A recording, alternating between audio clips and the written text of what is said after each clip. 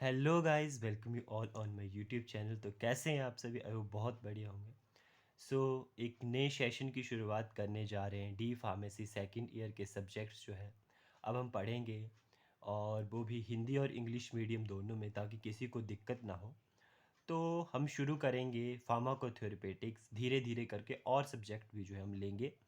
तो आज जो है इंट्रोडक्शन पढ़ेंगे हम फार्माकोथेरेपेटिक्स की। तो शुरू करते हैं। सबसे पहले आता है फार्माकोथेरेपेटिक्स। फार्माकोथेरेपेटिक्स हिंदी में भी यही कहा जाता है, इंट्रोडक्शन को परिचय कहा जाता है, ठीक है। तो किसी को यहाँ पे नीचा नहीं दिखाया जा रहा है कि हाँ आपको नहीं पता है इन सब चीज़ों के बारे में, लेकिन मैं चीज़ों को आसान करने के लिए हिंदी में भी जो है वो इसको ट्रांसलेट कर रहा हूँ, ठीक है।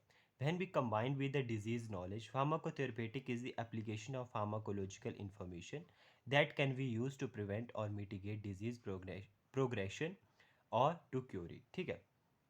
तो जब हम डिजीज़ नॉलेज का मतलब होता है रोग ज्ञान के साथ जब जुड़ते हैं, तो pharmacotherapeutic is the application of pharmacological information. तो फार्माकोथेरेपेटिक्स जो है वो औषधीय जानकारी का जो है वो एक एप्लीकेशन है, जिसका हम उपयोग करके जो है, जिसका हम यूज़ करके जो है प्रिवेंट करते हैं, रोकते हैं, मिटिगेट डिजीज़ उसे कम करते हैं, ठीक है, जो बढ़ रही है डिजीज़ को कम करते हैं, ठीक है, और उसे ठीक करते हैं, ठीक है, क्योर इट, ठीक है। तो मैं हिंदी आपको जस्ट ऐसे यहाँ पे वीडियो में दिखाने के लिए, कि अगर आपको कोई दिक्कत आती है तो आप यहाँ से कर सकते हो, ठीक है। उसके बाद आता है pharmacotherapeutics concern with the selection of most of appropriate drugs, the administration of drug and the duration of treatment, all while taking the individual characteristics of patient into consideration।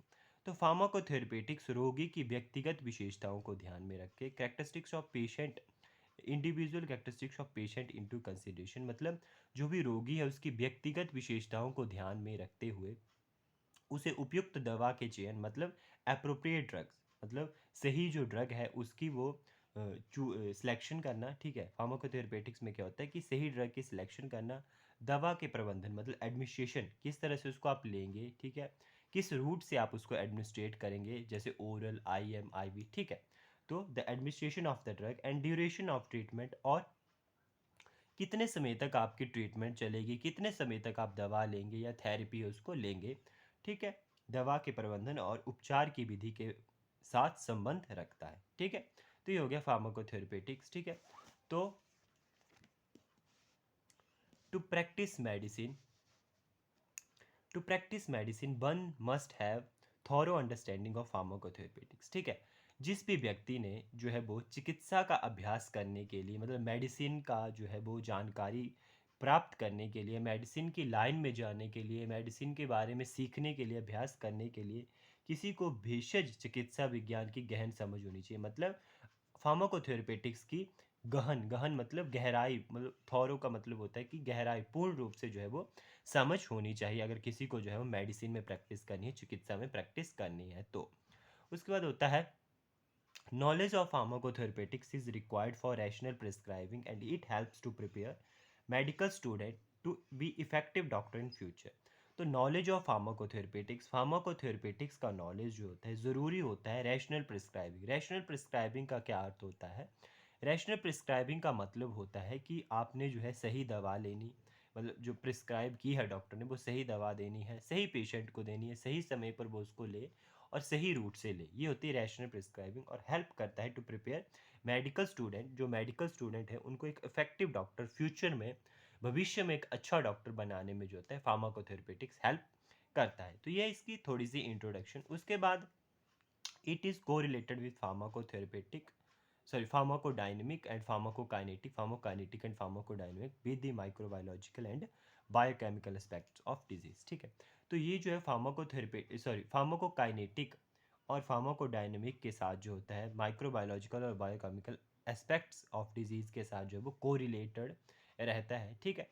तो ये था फार्माकोथेरेपेटिक्स की छोटी सी इंट्रोडक्शन। अब हम जानते हैं कि फार्माकोथेरेपेटिक्स जिसको हम पढ़ रहे हैं, फार्माकोथेरेपेटिक्स, वो होता क्या है असल में। तो वो हमने थोड़ी सी इंट्रोडक्शन पढ़ी, वो आपको ज़रूरी नहीं है आपको इंट्रोडक्शन आएगी, लेकिन आपको समझ पता होनी चाहिए। आपको डेफिनेशन पूछ सकते हैं कि फार्माकोथेरेपेटिक्स होता क्या है। तो ये दो शब्द से मिलकर बना है, फार्माकोन और थेरेपेटिक्स। फार्माकोन का मतलब होता है दवाई, ड्रग, और थेरेपेटिक्स का मतलब होता है डायग्नोसिस और ट्रीटमेंट ऑफ डिजीज। डायग्नोसिस का मतलब होता है निदान और ट्रीटमेंट इलाज करना किसी डिजीज का। तो फार्माकोथेरेपेटिक्स ये आपकी डेफिनेशन में आ सकता है कि जब भी आपको डेफिनेशन पूछी जाती है तो आप ये लिख सकते हो। तो pharmacotherapeutics refer to the use of drugs to prevent, मतलब रोकने के लिए, ट्रीटमेंट में और डायग्नोज उसका निदान करने में, ठीक है, and diagnose disease as well as to alter normal life function, और जो भी नॉर्मल लाइफ फंक्शन को चेंज करने के लिए, ठीक है। मान लो कि किसी को कोई दिक्कत है तो उन सब चीज़ों को ठीक करने के लिए, किसी डिजीज़ को ठीक करने के लिए, तो फार्माकोथेरेपेटिक्स बहुत इंपॉर्टेंट है। फार्माकोथेरेपेटिक्स ब्रांच होती है फार्माकोलॉजी की, ठीक है। तो फार्माकोथेरेपेटिक्स किसकी ब्रांच है? फार्माकोलॉजी की ब्रांच है। अब जो फार्माकोथेरेपेटिक्स है, जो फार्माकोलॉजी की ब्रांच है, तो फार्माकोलॉजी में दो ब्रांचेज आती हैं आगे, फार्माकोकाइनेटिक्स एंड फार्माकोडायनेमिक्स, ठीक है। तो फार्माकोकाइनेटिक्स बेसिकली क्या होती है, फार्माकोडायनेमिक्स क्या होता है? फार्माकोकाइनेटिक्स होता है कि what the body does to the drug, ठीक है, कि what the body does to the drug, कि ड्रग के साथ बॉडी क्या, जैसे हमने ड्रग ली, जैसे हमने कोई दवाई ली तो उसने क्या, मतलब बॉडी ने क्या रिएक्शन दिया अपना, ठीक है, कि what body does to the drugs, ठीक है, कि ड्रग्स के लिए बॉडी ने क्या किया, जैसे हम दवाई ली तो बॉडी का क्या रिस्पॉन्स रहा, वो होता है फार्माकोकाइनेटिक्स, जैसे absorption, distribution, metabolism, elimination. ADME इसमें आता है फार्माकोकाइनेटिक्स में। फार्माकोडायनेमिक्स की बात करते हैं तो इसमें आता है systemic effect and cellular effect. तो सिस्टमिक इफेक्ट, हाँ, फार्माकोडायनेमिक होता क्या है ये तो हमने पता चल गया कि what body does to the drug, की बॉडी ने क्या रिस्पॉन्स दिया ड्रग का। अब इसमें होता है कि what the drug response to the body, की ड्रग का क्या रिस्पॉन्स है बॉडी में, ठीक है। तो दो तरीके से होता है सिस्टमिक इफेक्ट्स में। अच्छा, लिख दूं मैं, what drug response to the body, ठीक है। तो सिस्टमिक इफेक्ट में आता है डिफरेंट मैकेनिज्म ऑफ एक्शन जो बॉडी में होंगे ड्रग के, और सेलुलर में आ गया कि ड्रग एब्जॉर्ब हुई, reach to the cell, cell तक पहुंची, और bind to specific all receptor के साथ जो है बाइंड हुई, और उसने अपने एक्शन शो कर दिए, मतलब डोज, कंसंट्रेशन एंड इफेक्ट, ठीक है। तो इसमें ज़्यादा आपको इस चीज़ को समझने की ज़रूरत नहीं, आपको पता होना चाहिए कि फार्माकोलॉजी की ब्रांच है, और फार्माकोलॉजी की ब्रांच है मतलब फार्माकोकाइनेटिक एंड फार्माकोडायनेमिक इसमें होंगे, ठीक है। बाकी आपको फार्माकोलॉजी जब मैं शुरू करूँगा तो इसमें पूरा कोशिश रहेगी 100% कि आपको समझ आए चीज़ें, ठीक है। उसके बाद है फार्माको थेरेपेटिक्स में दो चीज़ें आती हैं, रैशनल फार्माकोथेरेपेटिक्स और empirical. It refer to the rational use of drug and its mechanism of action is known. दोनों में एक ही चीज़ आती है, ठीक है। इसमें यूँ होता है कि मैकेनिज्म ऑफ एक्शन जो होता है वो नोन होता है, ठीक है। मतलब आपको मैकेनिज्म ऑफ एक्शन जो होता है वो क्या होता है, पता है रैशनल में, ठीक है। जबकि इम्पेरिकल में जो है आपको मैकेनिज्म ऑफ एक्शन पता नहीं होता है, ठीक है। ये आता है आपके पास, जैसे इसमें आ गया कि adrenaline is use for bronchial asthma, it's mechanism is well known, जिसका मैकेनिज्म पता है, लेकिन कॉल्चिकिन्स वाज यूज्ड इन गॉट, ठीक है, but it's mechanism is not know, ठीक है, इसका मैकेनिज्म नहीं पता है। तो ये दो जो है इसकी ब्रांच आती है, ठीक है। अब मान लीजिए हमारे पास दो पेशेंट है, पेशेंट ए है और पेशेंट बी, रामू शामू रख लीजिए, ठीक है। तो ये तो मैं डायग्राम के थ्रू, डायग्राम को ज़्यादा आप मतलब ध्यान नहीं देंगे, इग्नोर करेंगे, समझाने के बेस से मैंने बताया है। तो अब मैं आपको यहाँ पे समझाऊँ, देख लिए भी रामू शामू, ठीक है, दो पेशेंट, एक लड़का एक लड़की है, वैसे रामू शामू इनका नाम होगा नहीं, सीता रख लो, एक का रामू रख लो, जो भी आपने रखना है, ठीक है।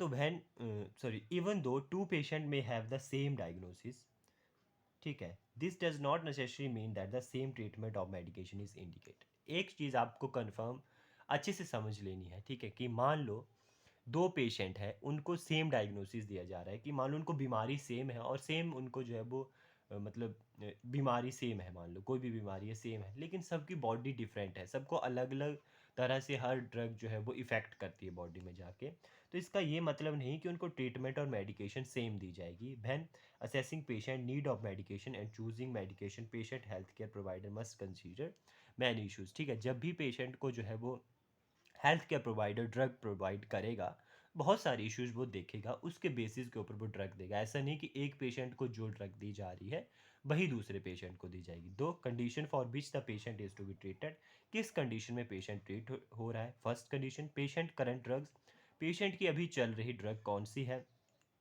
ठीक है, कौन सी वो ड्रग खा रहा है, उसको रोक बंद करवाना है या जारी रखना है, ठीक है। उसके आता है कॉन्ट्राइंडिकेशन, मतलब कोई ऐसी स्पेसिफिक सिचुएशन जिसमें आपको वो ड्रग कोई देनी नहीं है, ऐसी ड्रग, ठीक है। जैसे मान लो प्रेगनेंसी में कोई ड्रग है वो आपको नहीं देनी है, ठीक है, वो हार्मफुल हो सकती है प्रेगनेंसी के दौरान, ठीक है। तो होती है कॉन्ट्राइंडिकेशन, ठीक है। उसके बाद है पॉसिबल ड्रग इंटरेक्शन, ठीक है। दैट में अकड़ हो सकता है कोई ड्रग से इंटरेक्शन हो रही, तो इंटरेक्शन को देखते हुए आपने ड्रग देनी है। पेशेंट मेंटल स्टेटस और ability to comply with direction, ठीक है। पेशेंट की मेंटल जो स्टेटस है, एबिलिटी की, मतलब वो अच्छे से समझ रहा है आपकी डायरेक्शन को, जो आप बता रहे हो कि नहीं भाई ऐसे ही खानी है, तो हो सकता है उसको समझ ही नहीं आ रही, तो उसके बेसिस के ऊपर आप उसको दवाई दोगे। नीड फॉर फॉलोइंग टेस्ट, ठीक है, हो सकता है कुछ टेस्ट की ज़रूरत है, तो वो टेस्ट आप पहले करवाओगे, उसके बाद आप दवाई दोगे। प्रेगनेंसी और ब्रेस्ट फीडिंग, ठीक है।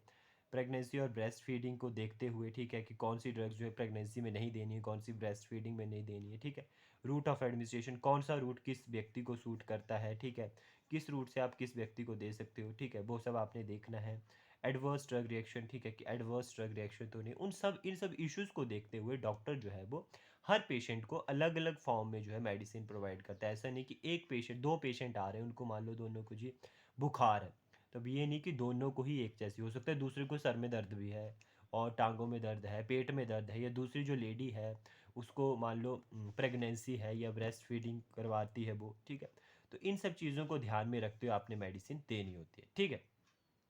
उसके बाद हमारे पास आता है कि जब भी हमारे पास दो चीज़ें आती हैं, फार्माकोलॉजी, ठीक है, और फार्माकोथेरेपेटिक्स, ठीक है, मैंने आपको शॉर्ट में लिख दिया ये फार्माकोलॉजी, ठीक है। फार्माकोलॉजी की ब्रांच है फार्माकोथेरेपेटिक्स, ठीक है, फार्माकोथेरेपेटिक्स की ब्रांच है तो फार्माकोलॉजी का जो सेंटर फोकस होता है वो किसके ऊपर होता है, ड्रग्स के ऊपर इसका सेंटर फोकस होता है, जबकि फार्माकोथेरेपेटिक्स का सेंटर फोकस किसके ऊपर होता है, डिजीज़ के ऊपर। हाँ, इसमें भी दवाइयों का पता चलता है आपको, दवाइयों के बारे में इसमें भी है, ठीक है। फार्माकोथेरेपेटिक्स मतलब इसमें मेन ड्रग्स के ऊपर है, इसमें मेन डिजीज़ के ऊपर है फार्माकोथेरेपेटिक्स में।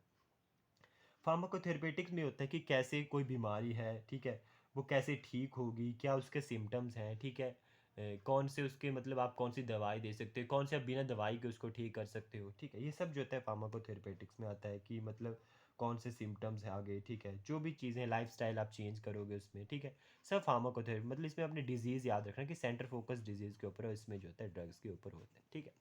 तो आज की वीडियो में यही था, ठीक है।